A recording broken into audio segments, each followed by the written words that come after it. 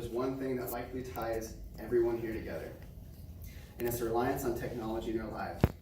It's possible that you may not have heard of open source, but if you have an Android or an iPhone, then you directly benefit from its existence. We rely on this technology, yet most of us do not understand how it works.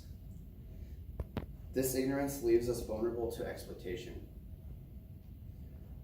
Now I offer that the concept of open source is not only relevant to software engineers, but also to the general public. In the last 6 years while programming, I have seen the impact of the open source movement. I have realized that open source is more than a form of licensing, but also the future of our socially collaborative species. Open source is both a type of copyright and a philosophy based on the ideology that it is better to let information be free rather than hidden. Open source software is software whose code is visible. Proprietary software is the antithesis of that.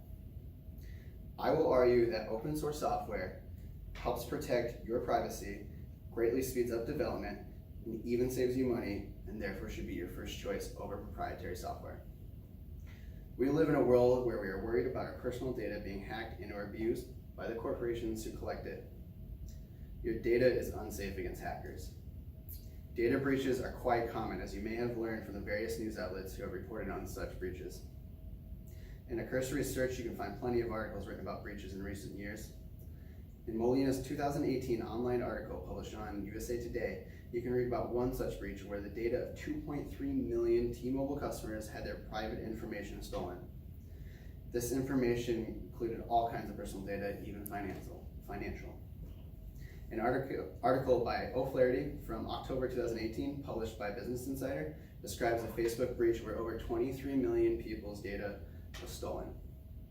Now, if you look at T-Mobile's privacy policy page, in which they talk about their customer proprietary network information, you will first see a statement saying, T-Mobile is committed to protecting the privacy and security of our customers' personal information, leaving us to question how the data of 2.3 million people could have been stolen.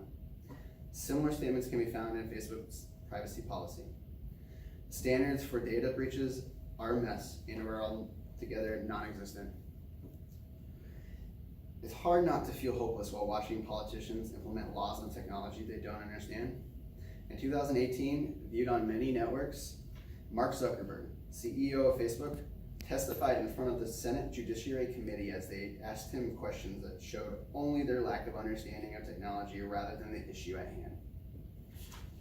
This testimony was in regards to a scandal where the Cambridge Analytica had stolen nearly 80 million users' data for the purpose of political elections. In an article written by Davies for The Guardian in December of 2015, he reported on a scandal in which Cambridge Analytica, a same company, had stolen their data and used it for influencing elections in favor of Ted Cruz that year. Facebook knew about it and did not report it to the general public. An NPR 2019 article written by Schwartz called Net Neutrality Goes Back to Court describes us almost losing net neutrality at the will of the head of the SEC. I highlight all these issues as they are a testament to the failures of the ideology and practice of proprietary closed source knowledge, as it lacks a respect for people's rights to the truth. Open source cares about you and your need for security. Open source is a licensing that employs copyleft. In Stallman's 1985 book called GNU Manifesto, he defines copyleft as one that first establishes a copyright on something and then requires it to be open and freely distributed. Open source is most importantly a philosophy that intends to put the power in the hands of the people who use the software. A philosophy that advocates for the trust in a collaborative intelligence that comes from the people working together. With this in mind, I argue it is this philosophy that employs the standards that help protect and keep you safe as a user. Open source allows for many eyes to take part in finding security problems.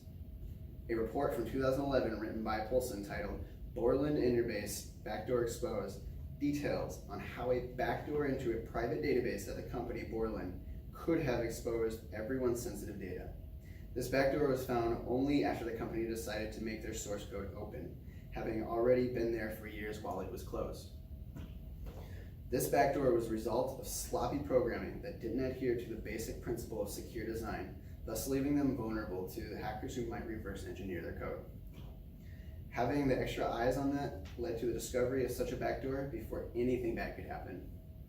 A 2010 security report from H Online called Backdoor in Pro FTP Server describes a software that was added maliciously, found not much longer after being added due to a collaborator's keen eye. With an understanding that open source code means more eyes working together, it's impossible not to talk about the strength that an intelligent community brings to technological advancements. When everyone works together, we thrive together. We learn well from each other.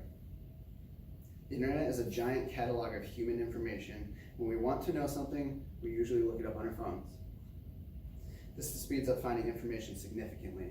It's because this information is free and out there that we can learn from it, and open source is pushing this idea, applying it, and succeeding from it. Android, the mobile operating system which facilitates many people's connections to each other as well as to the internet, is open source and is built off of an open source kernel called Linux.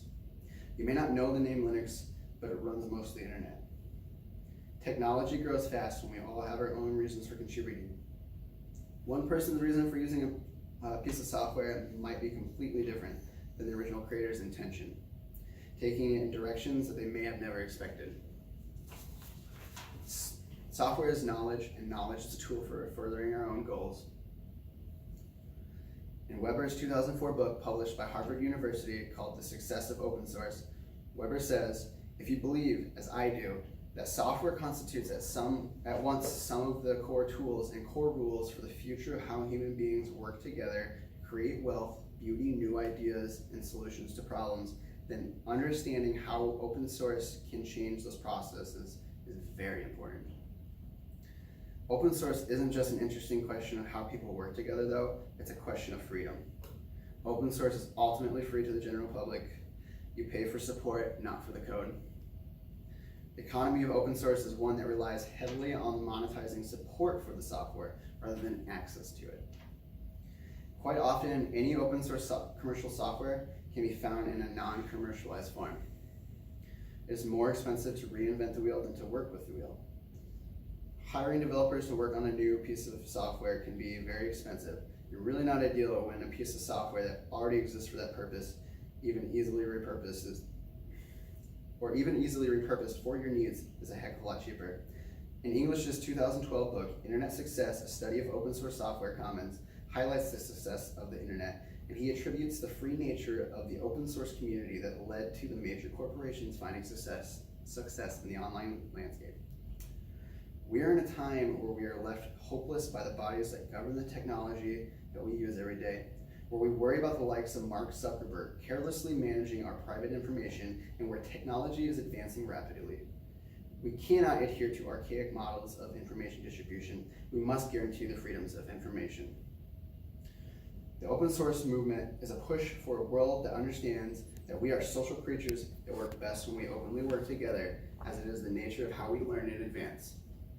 So next time you buy a phone, download software, or even decide to create something new, I challenge you to think about open source philosophy and how it can help you. Good idea. Can we still clap? No, not allowed. There we go.